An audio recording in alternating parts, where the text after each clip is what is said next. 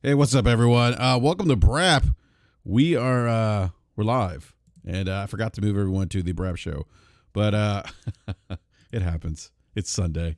But look, we got Slow-Mo Backslap and Lee Hampton, Hamp, as he's known, joining this BRAP rant. What's up, Slow-Mo? How are you today, man?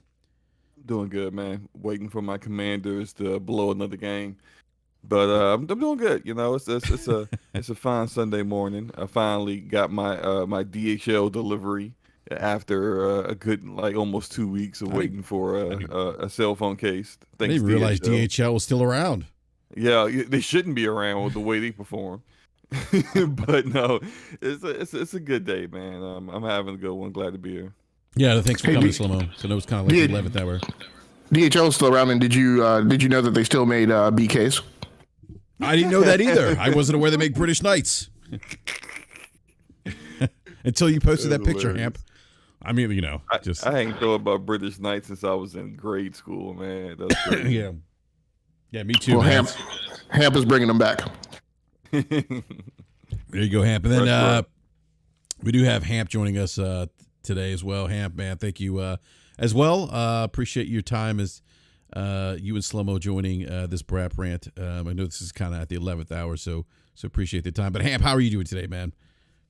I'm doing good. I most appreciate the recent label that I've received that I'm apparently a bad influence on you and the podcast. So yes, that's yeah. You are a rebel, sir. You're my mom warned me of people like Hamp.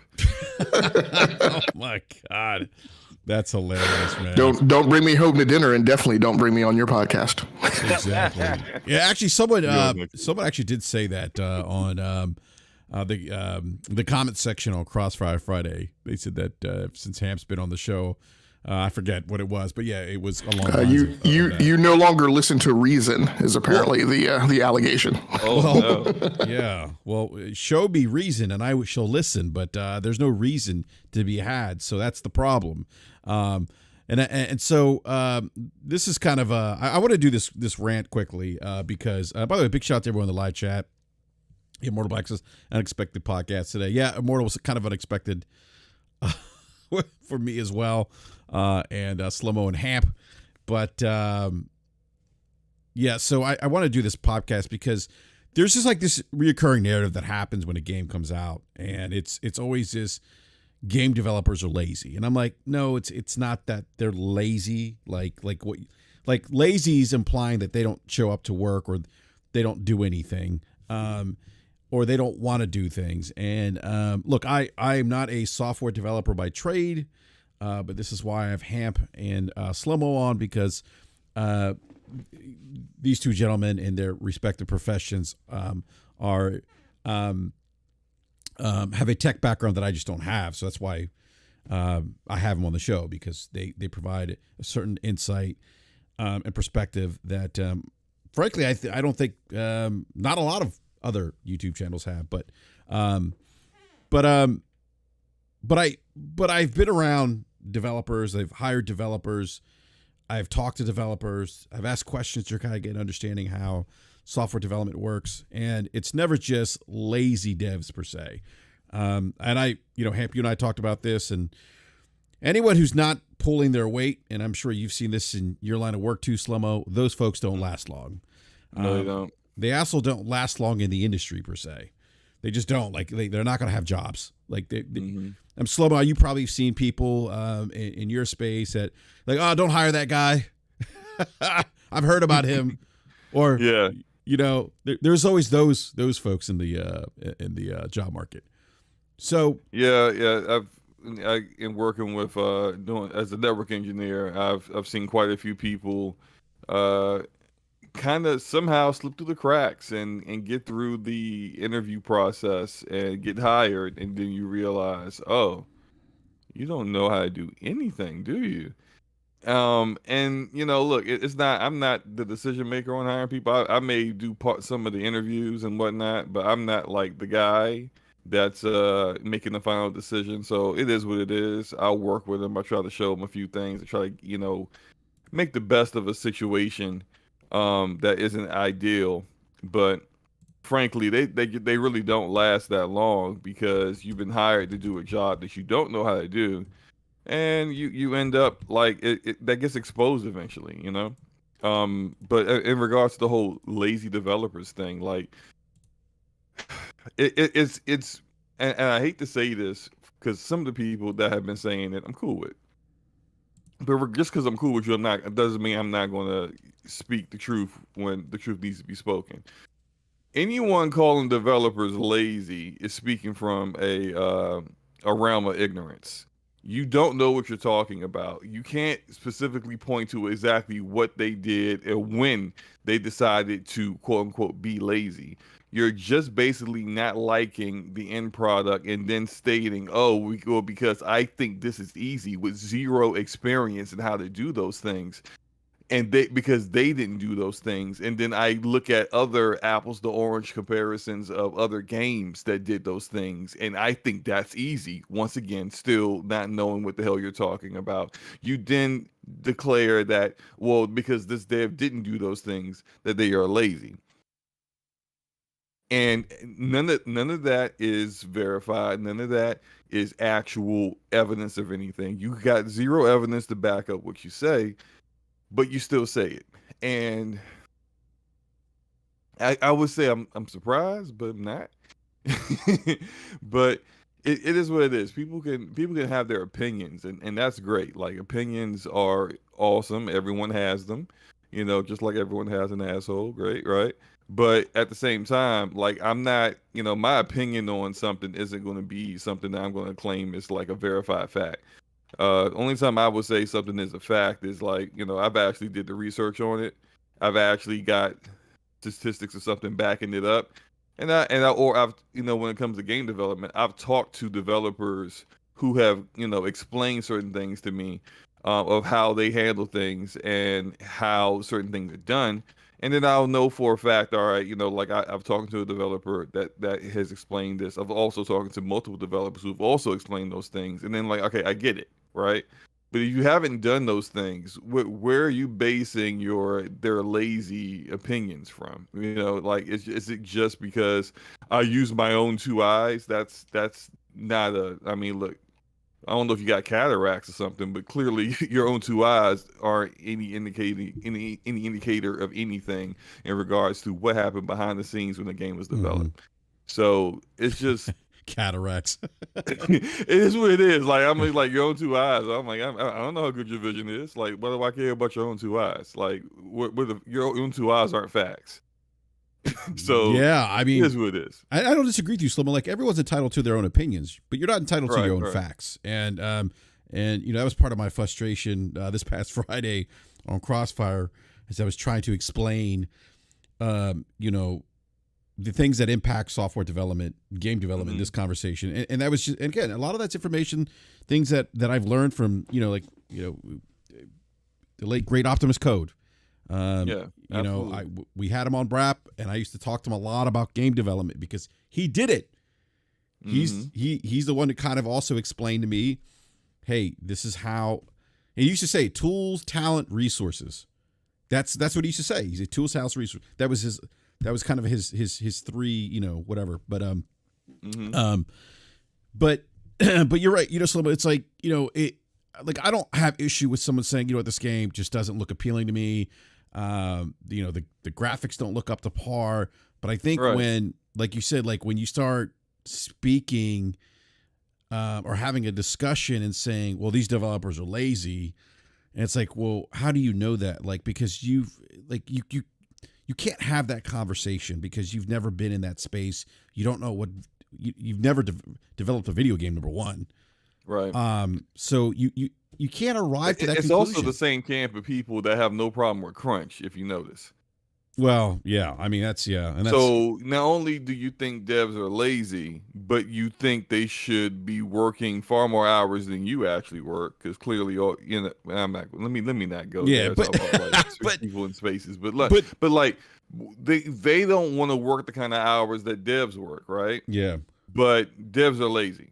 Yeah, and it's just like. Yeah, and part of what I was trying to explain the other night was, look, like, you know, developers make design choices. They have a vision. They have an idea. They whiteboard these ideas. They have it. They put together a design of a game. What they want to do with the game, and in this particular game, Gotham Knights, which is I don't know why this has become such a talked about. Why this game has caused so much like.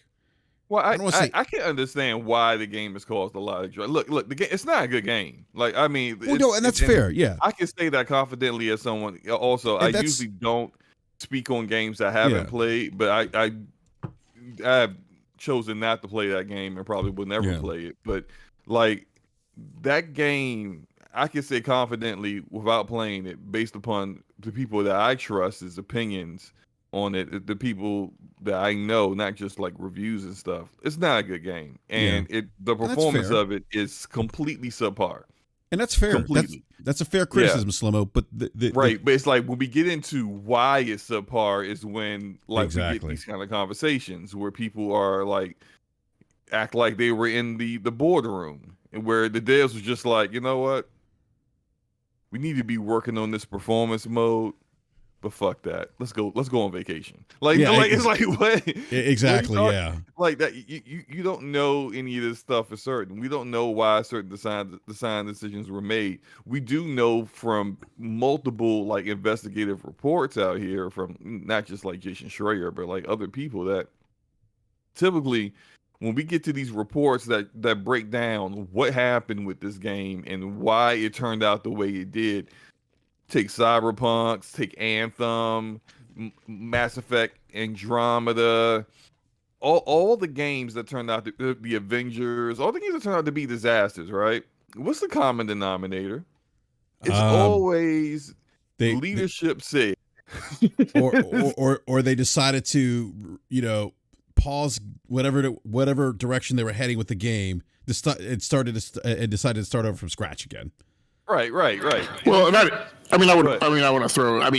Yes, that's true for some of the games. For some of the games, it's actually the opposite, right? It's the fact that you have games that were incredibly successful that, quite frankly, didn't come together until they were in the last stages of production, right? And you get lots of teams that grab onto that confidence and ride that horse, right? And we've heard that about BioWare, right? Who are like, it'll come together. No sweat. God of War was kind of repurposed a bit. Isn't that still a leadership decision? We're good. We don't need to like hammer out some of these issues earlier on. It'll all come together. This magical, we'll figure it out thing. It'll all come together in the end. That's still like a decision by leadership to just allow things to fester for so long. If you look at Anthem, right? They had this one director in place for a long time. I almost feel bad for this guy because he's been just like treated so poorly and maligned for so long about that game's development. But the guy was the lead director over the game for almost 5 years, and at no point did like anyone step in and say, "Dude, you gotta take the bull by the horns here. You're letting your team like." Run over you. How many times you're gonna keep starting from scratch? Like, make a decision and get this development going. And it's just like it didn't happen until Mark Dara from a completely different game had to come in and take over for him to make those hard decisions to get the game launched. And like, even though Anthem was a game that was technically in development for like almost 7 years, it really only had like a 2-year development. Because they only spent 2 years really working on the game and not hemming and hawing back and forth. And that, like, even though you could say, well, I mean, like, it's his team and these are the devs on the team, like, bitching and moaning at each other and not coming to an agreement. But then, like, what could have stopped that? Because, like, the character artist can't stop that. The lead programmer can't stop that, but the guys in leadership can put it into that. That's why I always say it comes down to decisions of leadership. Whether it's we decided to release a game 2 years too early, Cyberpunk, or we decided to outsource development to people who don't have anywhere near the talent to handle what they need to do, Andromeda or whatever. It still comes down, at least it seems to me, where leadership is still failing to do things that need to get done correctly. Yeah, I mean, you're absolutely right. Look, if in case it's ever mistaken, right, on this podcast or on Twitter or anything, you are never going to hear me transfer blame for the results of any outcome out of the hands of leadership, right? Yeah. I'm a director. I've grown up through the ranks of, software development lead, software architect, program manager, technical manager, yada, yada, yada, right? At the end of the day, the worst train wreck, right, of any project that I will have worked on, although I may have been frustrated by the program manager or somebody, like at the end of the day, that blame is still right on me, right? When I've been the person holding the reins. The only thing that I talk about on this podcast really is to highlight the dynamics right inside the culture of a team, a software development, but in no way is it meant to, transfer leadership. I mean, and at the end of the day too, I firmly put that blame and I guess, the other thing is then from my perspective of how I view like a chain of command, I always end the blame with P&L. Right? Mm-hmm. Because at the end of the day, the development team is a resource, but the people that they're working for is whoever's in charge of P&L, right? Because like within a company structure, the only thing that truly grants authority is money. Right? Because that's the end goal, right? And there's all these sorts of checks and balances and corporate structures and yada, yada, and HR has this and, talent acquisition has that. And, I'm trying to think as well, IT has that, whatever, right? At the end of the day, if you walk into a boardroom and you hear who has sway on final decision making, it's the people generally in charge of generating revenue, even to the extent where there are corporate structures of, in a shared services regime, often is the case that in a corporate structure, when they talk about like what a policy is or whatever, they will often get overridden, right, by somebody who has the voice of P&L. Right. Because at the end of the day, the function of the company is to generate revenue. The function of the company is not to necessarily adhere to policy X, right, or to do some other function. IT doesn't exist. IT only exists to support the programs that are making money. The programs that make money aren't there to support the realization of IT, right? So, at the end of the day, and this was my problem with some of the conversation that's been happening. At the end of the day, the people in charge of P&L, the people in charge of revenue are the ones who get the final say on pushing the go button. Mm-hmm. And so, lots of people might say, oh, well, the developers should have stood their ground and dug their heels in. I'm like, wow. Understand, right? Right. I mean, you can choose to do that. You can also choose to not let the doorknob hit your ass on the way out, right? Exactly. Because that's the end result of that. Right. That's what the conversation is going to be. Yeah. Sometimes that works. It all depends. And this is what I really talk about these games and development in any kind of project. Winning Super Bowls, right? At the end of the day, the template, lots of people ascribe to this notion that there's a template for success, or here's the checklist of decisions that you make and how you make them, and that's going to drive your success. Right. That's the template that gets thrown around a lot, by the way. Right. The truth of the matter is that the successful delivery of any project is a slightly eclectic, highly randomized set of very opportune circumstances that happen to converge at a point in the timeline, right, that allow operational excellence and the performance of delivery, right? Yeah, I think I talked on this podcast before. One of the things that I've studied is an operational risk timeline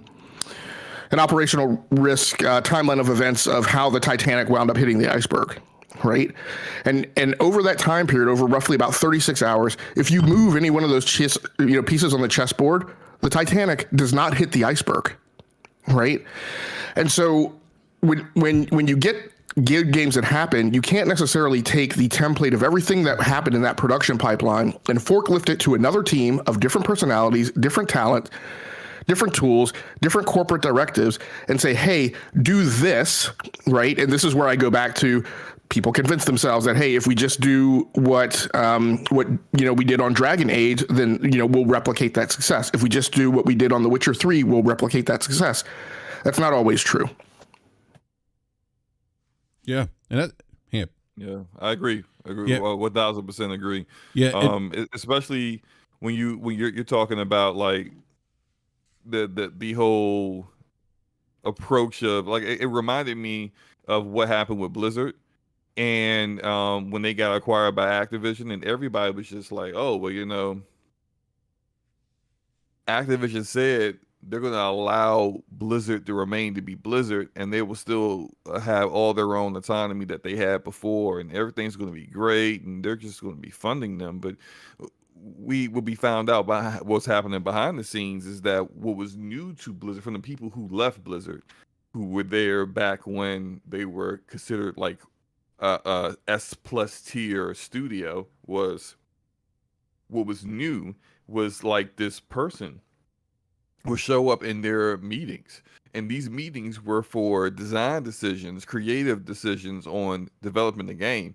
They had never had like a money person show up to these meetings. But then here's this money person from Activision that don't know how to develop anything, that's in the meetings vetoing ideas that they're making.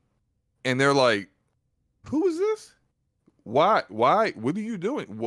Who are you to tell us we can't do this or we can't delay the game a little bit further because it doesn't meet our internal cultural levels of quality, which was always a Blizzard thing, right? Like it's very famous that Blizzard developed an entire game. I forgot what it was called. It was supposed to be a looter, and they, at the end of the day, they spent 2-3 years on it, looked at it and was like, this doesn't meet our levels of quality. So they canceled it. Just completely canceled the entire game. And it's like you see like that used to be their culture, and now we see Overwatch 2 come out, and is it even a sequel? I mean, let's be real. It's literally the same exact game. Yeah. With like 3 new characters, two or 3 new maps, and nothing has changed from what Overwatch 1 was, really. And so that's what happens when leadership comes into play. Like Hamp is absolutely right. When the money person says, y'all ain't delaying shit, the game will launch in November. Okay? Got it? You understand? Good, because I'm the one cutting the checks. So if you think if this game don't launch in November, that you will be having a job around here in December, think a freaking again. So it's just like you can't really fight that too much. You can try to convince them otherwise, but one of the reasons we brought up Anthem before, one of the reasons why flying was in the game, and although this turned out to be a great decision, even though some of the other decisions that the EA people put upon them weren't great, like forcing them to do Frostbite engine, but the reason why flying was in the game, they kept taking it in and then taking it out. And because if you take it out, you didn't need all that verticality. So that the entire map had to be changed every time they decided to take out flying. So that's a lot of time wasted to design a huge open world with all that verticality for flying and then take it away. But it was their producer that saw the flying and said, oh, that's amazing. That stays. Now it stayed. That's how it, I mean, look, it is what it is. When the money guy says it's like this, it's like that. Sorry. And so a lot of times we see people blaming like your everyday developer for decisions that like had nothing, that he had no idea were being made by who, or even if he did know made the decision, he had zero ability to counter it or do something different. It's not like you are an independent contractor. You're not. You don't really get those kind of choices. It's unfortunately. Now, if you want to go after developers who come online and start, condescendingly speaking to the gaming community and saying things that aren't true and doing all that, well, go ahead and hang them. Go lynch mob on them like they've done a few devs who run off at the mouth over the past couple of weeks. But the whole notion of like, what, they're all lazy. Like an entire studio of 350 developers is lazy. Like, come on, that's just not reality. Yeah. Well, the thing, and kind of go back to Gotham Knights and some of the lazy, quote unquote, lazy dev criticism is that part of the argument didn't even take into consideration that, look, and I game on PC. I'm not saying that my preference isn't 60 FPS. It is. I'm playing the new Call of Duty Modern Warfare 2 right now. I'm playing that at about 100 FPS with set at extreme settings with DLSS balance turned on. But part of it, and a lot of this is design choice too, like we talked about earlier. And so what we with this game in particular, Gotham Knights, like it's running 4K resolution. It's using ray tracing, instances of ray tracing in the game, and so sometimes these things are design choices, right? Like it's okay, like we're gonna have ray tracing, we're gonna have 4K resolution. And and by the way, that's only for PS5 and the Xbox Series X console. The Series S does not have 4K resolution. It's 1440p, 30 FPS, and does not have ray tracing. But the choice was to choose 4K resolution, choose ray tracing, which is why we get the 30 FPS. And that was what I was trying to explain, that it's not lazy per se, as much as sometimes these are choices. Now, whether or not those choices work for the game, that's a different conversation. I think Slomo, you mentioned. Well, and what are the reasons behind those choices, right? There was a lot of conjecture of, well, they had a budget. I mean, again, you don't know how big a budget they had. You don't know what their schedule was. You don't know if, just as you guys mentioned, there was a reboot. You guys don't know if there was an engine change.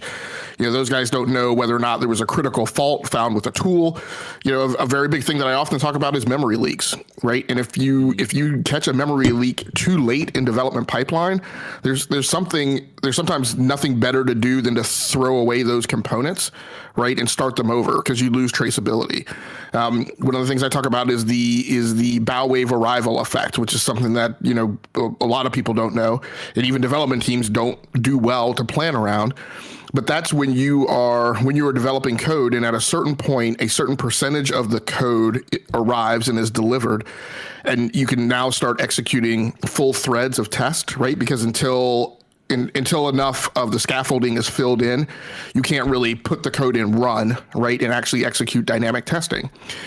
So in a software development pipeline, there's always a point you hit where enough code gets delivered that you can now put the thing in run, and you can now start executing full thread tests. And what happens at that point in the timeline is a crap ton of defects arrive.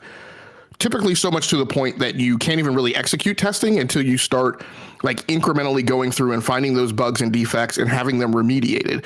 And so you're able to get through kind of incremental pieces of tests, but you can't really get through like the full test that you would hope to do because the code is executable. When teams don't plan around that, what winds up happening is those bugs and defects, right, a thing that we call defect arrival rate, continue compiling, right? And they get more and more difficult to extract the longer the pipeline goes. So unless you're aware and understand all of those things, unless you understand what the term definition of being done actually means within software development, right, then you don't have any knowledge base to talk about developers being lazy, because you don't know what the checklist is of things that they do, and therefore you can't speak to what it is that they might not have done, right, to equate to them being lazy. And as Slomo said, like as I've led software development teams of 200 plus people, right, and there are individuals, right, that you catch right throughout the course of time, but and I've led teams anywhere from 5 people up to 200 plus. In all the teams that I've led, there's never at any point in my 30-year career has there been a point where there was an entire team of people, right, that you could apply that label to. Yeah, that's just ridiculously foolish to even make such a claim. Yeah, they're all lazy. And that was whole squad. Yeah, right. Whole squad of lazy people. They're all lazy. I mean, like it's just it's an overly simplistic way to try to describe something you don't have understanding of. And that's how I look at it. And that's why I wanted to have you and Slomo on today to talk about some of the choices and things that developers go through as they're developing games, because it's much more nuanced than most of us know. Which is why I don't. Yeah, yeah, go ahead. I'm sorry. Can I capstone that real quick? I know you told me to keep it brief today, but just to follow the full thread. So the next thing that I suspect people are saying or might be saying is, A, that doesn't matter to me, and B, that sounds like an excuse. So number one, I'm completely fine. I totally understand people saying that doesn't matter to me, right? And because my feeling is when you're not a software developer, not a technologist, don't understand all those things, they shouldn't matter to you and they shouldn't figure into your criteria. You should just decide whether you like the game or not, right? But by the same token, I would think therefore you wouldn't have a lot of commentary on things that are kind of inside baseball like that. And then number two, it's sounding like an excuse again, because people have lobbed that accusation at us before. At no point in this have I said, these are the reasons bad things happen and you should go buy the game, right? I completely ignore, I'm not buying the game. I'm not playing the game. It hasn't tripped my threshold for either paying for it, right? And then I have a secondary threshold where I might play a game when it's in a subscription service. It hasn't met either of those, right? So by no means am I making an excuse because I'm not telling you to go out and buy the game. But what we're explaining is the difference of critiquing a product, which I think is totally fair, versus casting aspersions on the people who are involved in making that product when you have no understanding of the nature of work or that workflow or the things that can happen over a very long timeline of production to get there, and trying to characterize the nature of that work and how and their behavior and their work ethic within it. Yeah, I got to read this chat, by the way, this commentary in the chat. Bender String says, with all due respect, it's not our job to know all that, and that's fair. We can only judge the merits of the product itself, and honestly, omitting a performance mode in 2022 is unacceptable, in my opinion. Well, that's where, like, the ability to discern a conversation needs to come into play. At no point did any of the three of us defend the performance of this game. No. And if you looked at like any of our timelines on Twitter, you don't see us defending the performance of this game. If anything, I probably have been the most like aggressive out of the three of us on Twitter in going after the performance of this game, the lack of transparency in regards to the lack of a performance mode when up to this point, after 2 years into this console generation, that has been something that's been a standard that you kind of see with many AAA games. The way they went about explaining it, told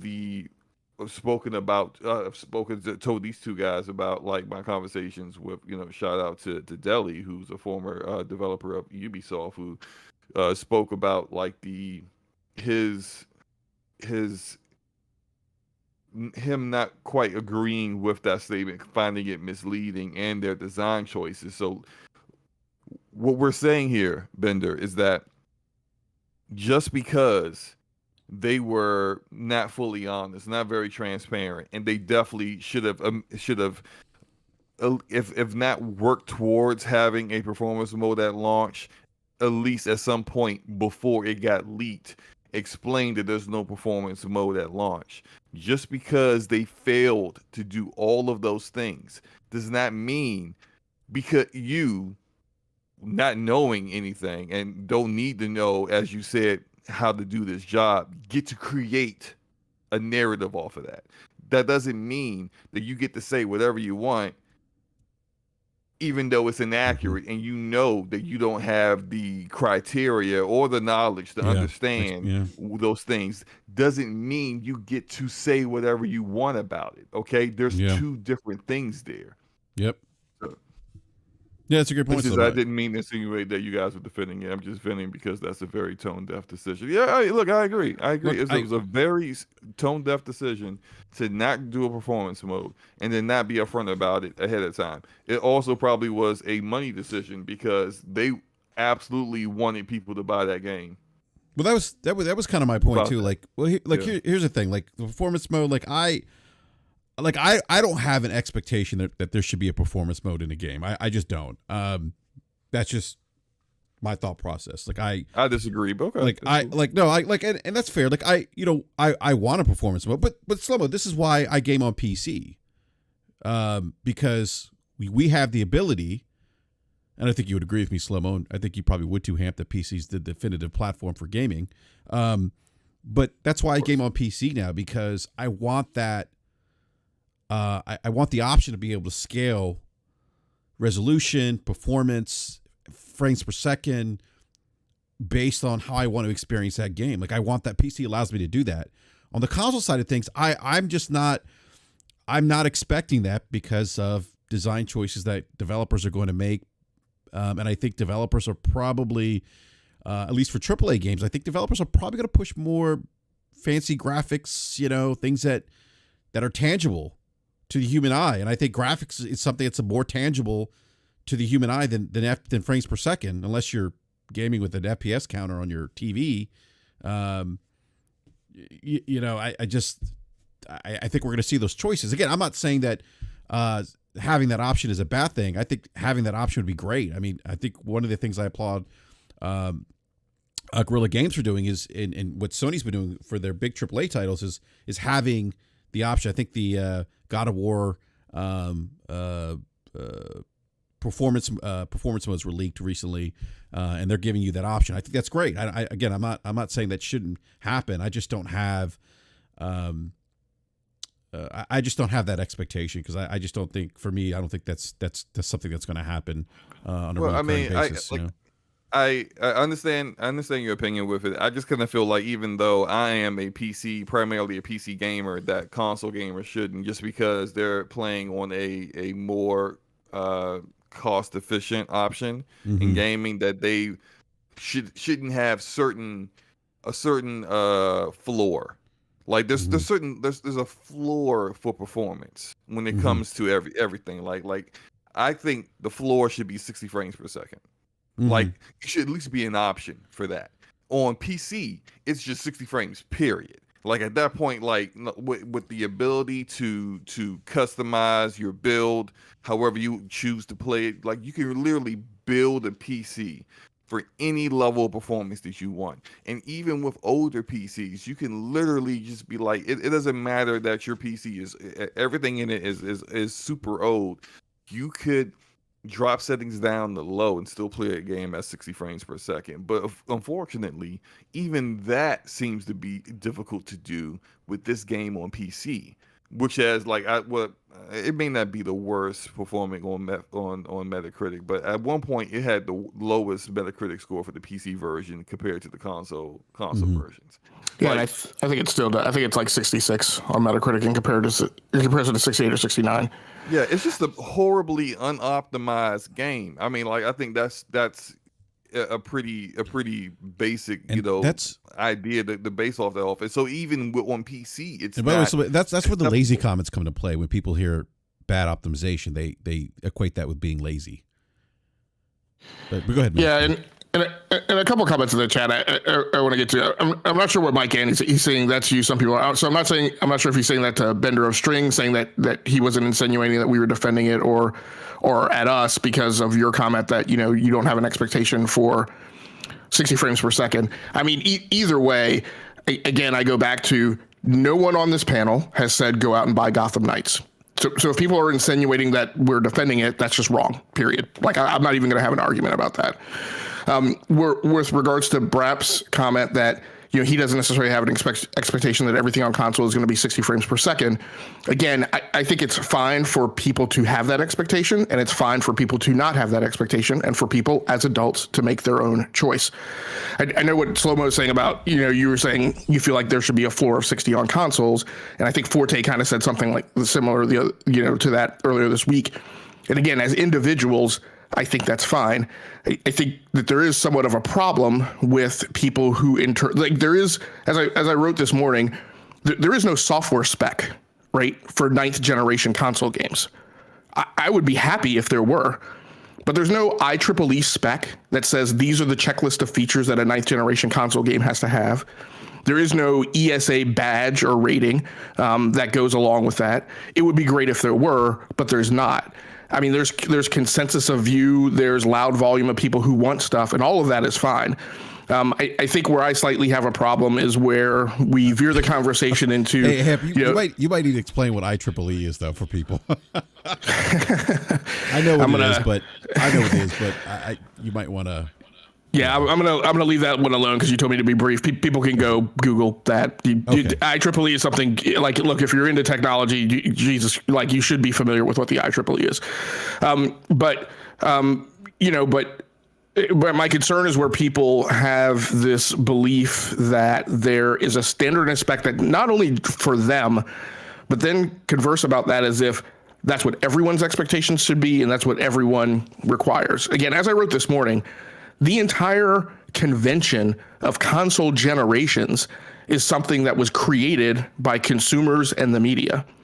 It is not something that console manufacturers necessarily abide by. It's a weird application, sort of in some kind of ways of Moore's law to a certain extent, but it's a conventional extrapolation, right? That doesn't really mean anything. And this is what I often, the analog to this is often where I talk about in software, where it's an alpha because I say it's an alpha, right? Or it's a beta because I say it's a beta, because the developers with the complete view of everything that's on the inside are the only ones that have the ability to move that goalpost, right? And then you as a consumer have the right to say, yep, doesn't meet my expectation, or it does. I'm a phone snob, so I'm only interested in buying phones that are on the latest Qualcomm processor from this year. Anything other than that is not within consideration. When I go to buy cars, in general, I want cars with a certain minimum horsepower and a certain size of engine. Nothing else is in consideration, right? But it's not in my head that that's like a spec, and anything that doesn't meet that, right, is just criminal or some other type of label that you would apply to it. And I think that's where a lot of the dialogue and a lot of the discourse kind of revolves around, and I don't know that that's necessarily correct. Yeah, no, that's a great point. And Slim, but look, I don't disagree that having that floor at 60 FPS would be nice on console. I would certainly. I'm not saying. Yeah. When I say a floor, I mean like it needs. I think a floor is more accurate to say there needs to be a floor of 60 on PC.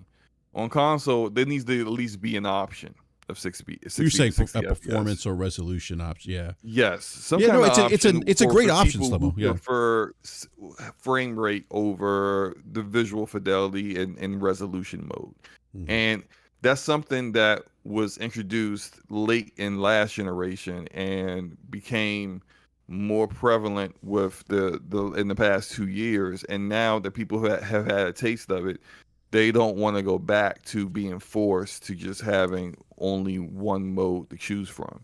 Now, like, because there are people who are fine with 30 frames per second, and look, like, more power to them. They can choose that. They can play every game at 30 frames. So I played Horizon Forbidden West at 30 FPS, Limo. You say for Forbidden West? Yeah. Hey, look, I played it in 60. I couldn't finish it because the game's boring. But that's not the point, right? Oh, come on, man.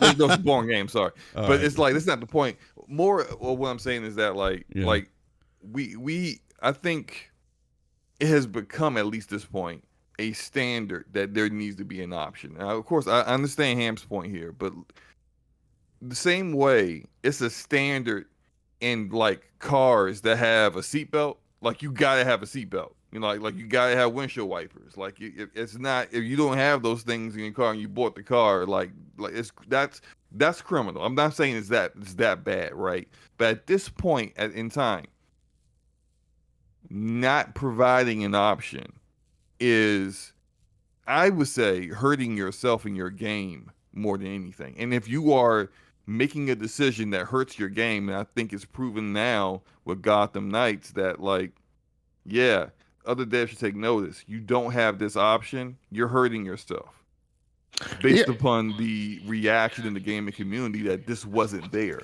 So if we as the consumer want something and you as the developer said, yeah, I'm still not doing it, all right, well, I don't buy your game. How about that? I absolutely agree with you, but by the same, but I mean, so in my mind, and I recognize that, I don't look at things the way that, the gaming community looks at them.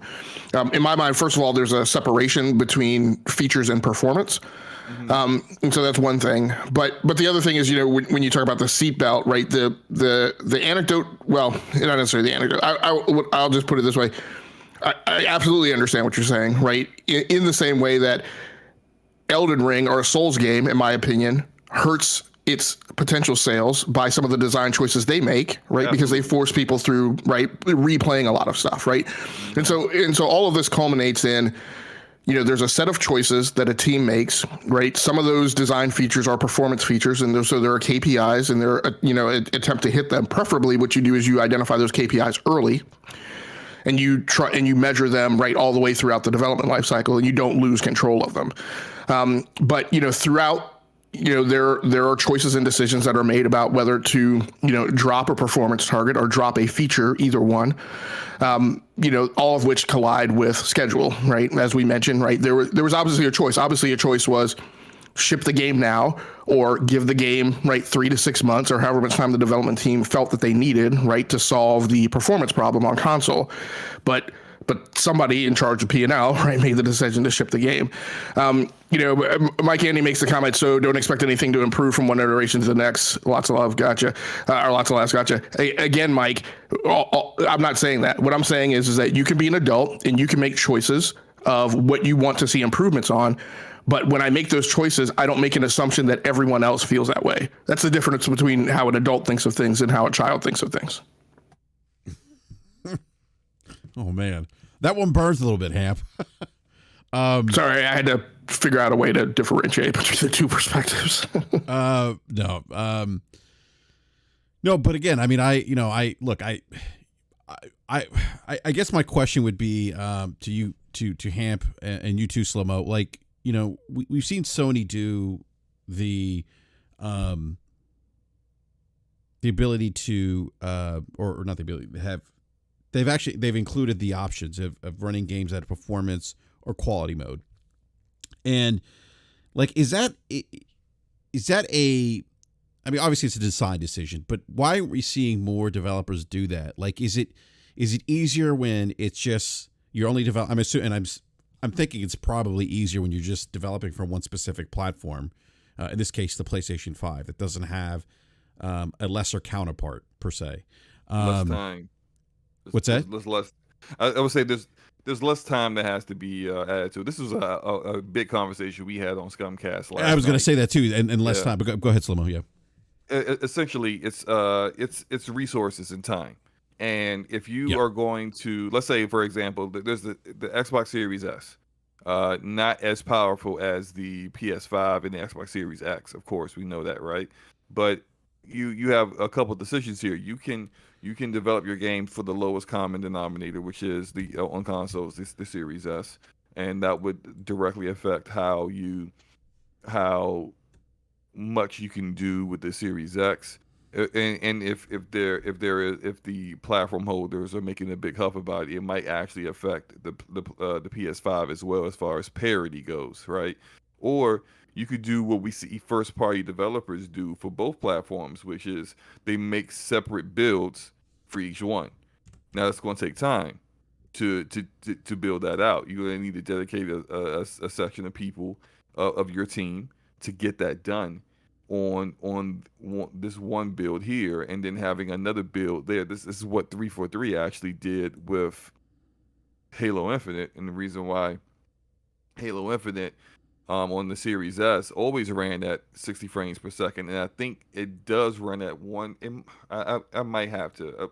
I might be wrong about this. I think it does run at 120 as well on the Series S if you choose at lower resolutions. Yeah, very very much lower resolutions, sub 1080p on the Series S, but it does run at 120, but it does at 1440p run at 60.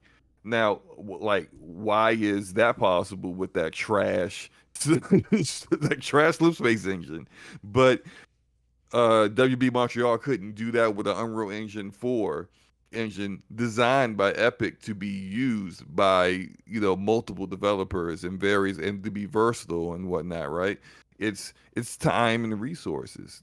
They could have got it done, but even though they haven't dropped a game in 8 years, we know there was 2 projects that they tried to get approved that didn't work, and we don't know exactly how long they've been working on Gotham Knights. How long has this game literally been in actual production, actual development? We don't know the answers to those questions, so we don't really know how much time that they were allotted.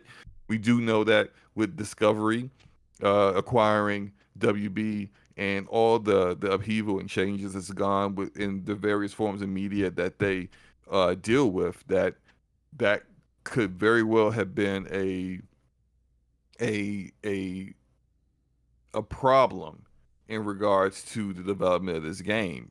We don't know if the funding went from, yeah, look, man, take as much time as you need to, hey, look, this need to get out ASAP. It needs to get out right now, okay?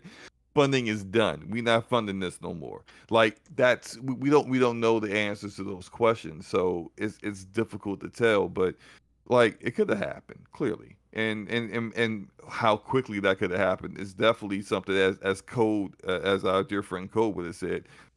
One of his key pillars, talent. Does WB have the talent to get that done quicker than some, less talented studios? And if you look at their track record overall, I mean, I'm not trying to be disrespectful, but I would probably say no. Arkham Origins is considered the worst Arkham game, and was a bit of a mess in some areas, and it had its high points. And prior to that, all they did was make mobile games. So, like, this is really like their second big AAA game. They're not Rocksteady. So, yeah, I mean, like Yeah. it's not as cut and dry as people seem to think it is. Yeah. Yeah, and when I say, I'm sorry, real Yeah, go quick, ahead. Camp. I'll give you the last thought here because it is 12:54, and I gotta watch. I gotta go watch Heineke play. Go ahead, Amp. Yeah, and when I say, the outcome of the game was a matter of design choices, right? I'm talking about a matter of design choices in software development pipeline, what you do when things go wrong. Right? I don't believe for a minute that the design document of this game or the architectural intent of this game at the outset was we're going to target 30 frames per second, right, on next gen consoles. I think it's a matter of, what the choices that were made when again, all the sorts of things go wrong that could have gone wrong, right? Like you have a piece of technology that goes obsolete or that needs to be replaced, or you were working in Unreal Engine, but there was something that, as Slow-Mo said, because of the talent on your team, there was a development item that you didn't understand or an API that you didn't know how to interface with, and you couldn't get Epic's attention, right, to provide you the support that you needed. Sometimes it's because you have talent on the team that leaves, right, in the middle of the development cycle. And so then you have to make choices. A lot of the comments in the chat talking about my games and word salad and things that don't make any sense. And, what I'd say is there's a lot of kind of common podcasts that are out there that don't talk about things in development pipeline and don't talk about the technology and only talk about things from a consumer view. And those podcasts have value, and those are things you should look at. If you're looking for some of the inside baseball and some of the technical things that can make a difference in the way games are developed, I mean, I think that's what we talk about here. So, apologies if they confuse people or if they're not things that you want to hear. The only thing I could say is, I don't know that it's going to change, and so you should make your listening choices accordingly. But again, what the sense of it that I get from this game in development pipeline is that at a certain point they hit points of no return and they had to make choices, and they were told, that they had to ship on a certain date, and so certain features and certain performance, goals that they wanted to achieve, they weren't able to achieve by, the ship date. Yeah. Whether or not those things will be patched, right, in the O&M tail or in the aftermarket tail, that's things we're looking forward to with a lot of anticipation. We would hope that we would see a performance mode ship on this game at a later point via a patch. We would hope that we would see 60 frames per second ship on the game right after launch with a patch. But that remains to be seen. Yeah, we'll see. Yeah, absolutely. Yeah. So, well, look, I do need to wrap up the rant because, as Slow-Mo said earlier, the Commanders are playing. Apparently, I guess, Slow-Mo, like you said, Heineke's a new quarterback this year. I forget what he said. He's not the quarterback that he was last year. Yeah, I say prove it on the field, sir. So I'm gonna make a prediction here, Slow-Mo. Oh, here we go. He throws for 400 yards, 4 TDs. We're gonna get blown out. That ain't even we're gonna get blown out. We're gonna get blown out. I guess as soon as you started there, I'm just like, well, you know what? Sorry, Heineke. Yeah, it's ruined now. Yeah. By the way, I actually think it's good for us that Wentz is actually on the IR list because he has to play like more than what? Because he stinks. Oh well, I mean, look, I don't look. I don't. That's another conversation. We'll have to talk about that offline, Slow-Mo. But I don't think it's all his fault per se. But it's not all his fault, but he still sucks. Yeah, but yeah, I think. Hey, Brap, yeah, go ahead, man. Hey, Brap, can I squeeze in one more comment? Sorry. Yeah, go ahead, man. Hey, Rob Dedon in chat says, "Hey, yo, Logic, damn, call people stupid while you at it." So it's just it's always the case, and it's always that's the accusation. Look, I'm not calling people stupid. What I'm saying is that there are some people who only want to hear certain parts of the gaming conversation, and there are lots of podcasts that cater to that. And people are welcome to go listen to those. My apologies that here on this podcast we talk about things beyond those basics. And so again, I apologize if that means we cover content that people don't want to hear. But that is kind of what the nature of the podcast is, and so I hope that's we're transparent and open about that, so people can make choices. Yeah, well, we always bring we try to bring that technical piece. We also talk about the consumer piece, and because we all play video games, and we all enjoy things and have our likes and dislikes about games that we're playing. So, but what we don't do is stand up Jim Ryan on a pedestal or Phil Spencer and praise the PlayStation or Xbox gods and all that other. We just don't do that. That's I still think Phil should run for president in 2024, and Sarah Bond should be his running mate. Oh, boy. Oh, wow. And by the way, for those who don't know, Hamp's actually a big Microsoft, really, I don't want to say fan because I hate saying that, but you do admire the direction that they're taking Xbox. So, because I've seen some other people accuse you of being anti-Xbox, Hamp, which I'm like, no, that's actually far from the truth. So, anyhow. But no, thanks everyone for the live, for hanging out with us this afternoon, and appreciate it as always. Please hit that like button if you're new to the show. Consider subscribing, hitting the bell notification as well. And we're gonna have to continue this conversation on Wednesday. I think Agent Deli is going to join us, Slow-Mo. I was trying to get him in today, but he's got a birthday party or something to go to. So yeah, Deli's a cool guy. Yeah, Deli's great. Awesome person. Yeah, we actually my favorite.